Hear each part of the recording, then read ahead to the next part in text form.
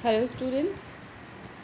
Welcome to your English class with the new chapter number 1 of your book Vistas, the third level by Jack Finney.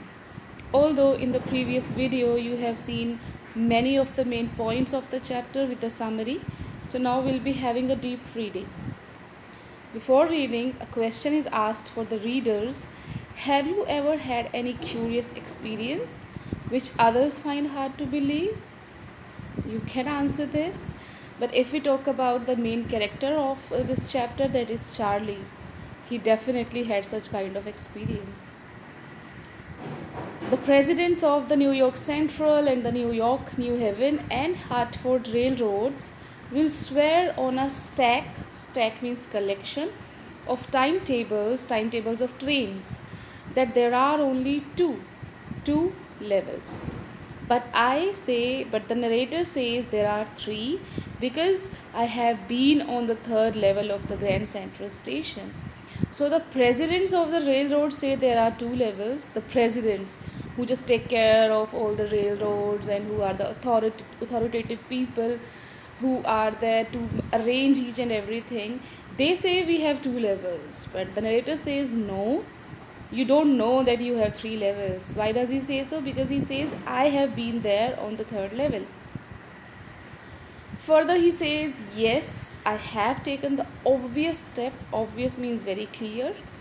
I talked to a psychiatrist friend of mine, among others. He talked to many people and he talked to his psychiatrist friend too.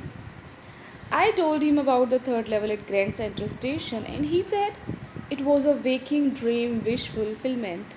His psychiatrist friend said it is a dream which is fulfilled when you are awakened. Means it's just an illusion you are facing. He said I was unhappy, that made my wife kind of mad. But he explained that he meant the modern world is full of insecurity, fear, war, worry, and all the rest of it, and that I just want to escape.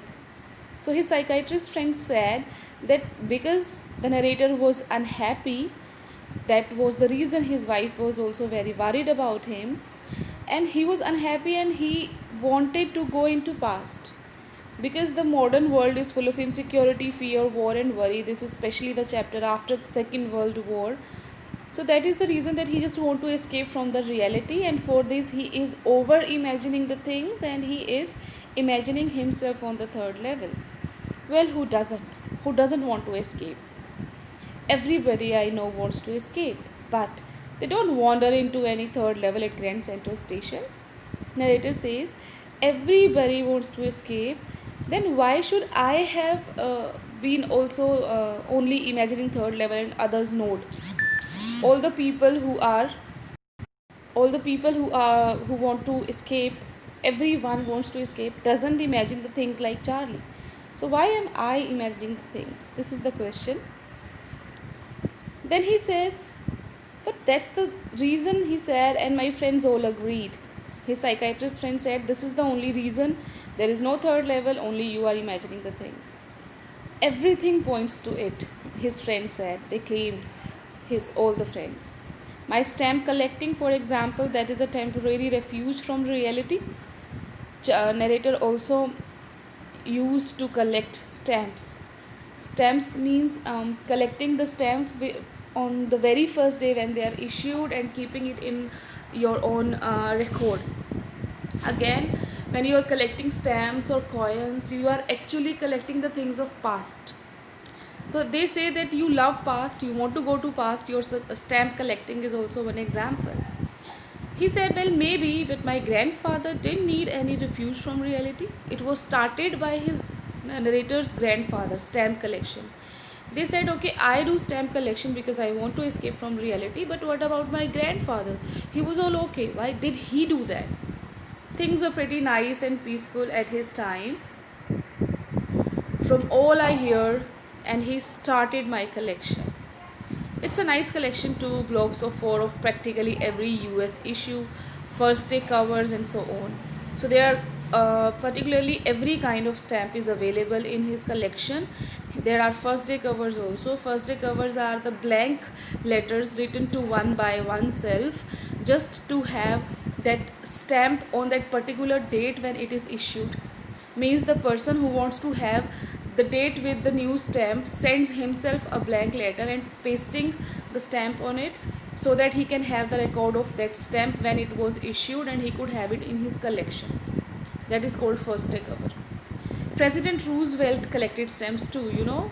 So was he worried? This is the narrator's arguments. Anyway, here's what happened at Grand Central. One night last summer, I worked late at the office. I was in a hurry to get uptown to my apartment, so I decided to take the subway from Grand Central because it's faster than the bus. So he decides to go by train today. Now I don't know why this should have happened to me. I'm just an ordinary guy named Charlie. Here in this line, the narrator is announcing his name. That I'm just a simple guy. My name is Charlie, 31 years old, and I was wearing a tan gabardine suit and a straw hat with a fancy band. Gabardine is an outer wear, especially Jew people wear this long outerwear. And a straw hat. I show you the video of straw hat too in the previous one, with a fancy band. I passed a dozen men who looked just like me, and I wasn't trying to escape from anything. I just wanted to get home to Louisa, my wife. He says, when I imagined third level, I was at a very normal mental state. I wanted to go to my wife, and I was looking like any other person around me. I turned into Grand Central from Vanderbilt Avenue and went down the steps to the first level, where you take trains like the 20th century. Then I walked down another flight to the second level, where the suburban trains leave from. Suburban means within a metropolitan city, like Mumbai suburbans.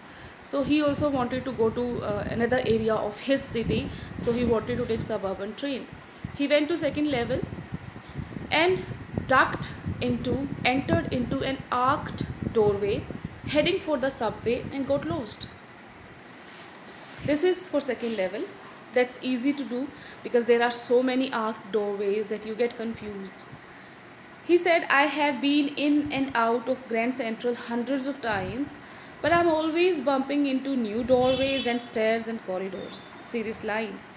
Is it possible that you go to a railway station very regularly and you notice that there are new doorways and new stairs and new corridors always? It's not possible. Once I got into a tunnel about a mile long and came out in the lobby of the Roosevelt Hotel. Again, this is next to impossible thing that Charlie said. I entered into an arched doorway into a tunnel, and when I came out, he was not at railway station. He entered into the tunnel of the railway station, but he came out at the lobby of a hotel. It's not possible. And then he said, another time I came up in an office building on 46th Street, 3 blocks away. Then he said, I entered into a doorway into a tunnel and I came out in the building on 46th Street. So the tunnels are meant only for crossing of trains. They are not meant to reach to some other places, especially in hotels or something else. Sometimes I think Grand Central is growing like a tree. So now he is comparing Grand Central with a tree, pushing out new corridors and staircases like roots. Like tree gives leaves and roots, new leaves and new roots daily. And for Charlie, the Grand Central Station was giving out new tunnels, new you can say doorways and new staircases to him especially. No railway station can be renewed like this every day, that yeah, every day we are going to change the doors, every day we are going to change the staircases. No, but he saw this.